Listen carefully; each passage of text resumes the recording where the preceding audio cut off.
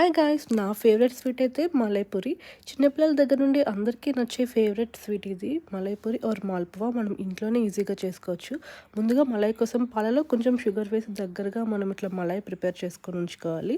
And next sugar syrup కోసం షుగర్లో తగినంత water పోసి మరీ చిక్కగా కాకుండా, అంటే తీగ పాకం కాకుండా తేనె పాకంలో పలుచగా పూరీలు మెత్తగా ఇందులో సోక్ అయ్యేలా పెట్టుకోవాలన్నమాట. ఇప్పుడు నెక్స్ట్ పూరీల కోసం అయితే మనం మైదా పిండిలో కొంచెం షుగర్ వేసి పాలతో ఇట్లా థిక్ కన్సిస్టెన్సీలో ఉండలు లేకుండా ఇలా పిండి కలుపుకోవాలన్నమాట. నేనైతే గీలో ఫ్రై చేస్తున్నాను. నాకు గీలో ఫ్రై చేస్తున్నాం అంటే ఇష్టం.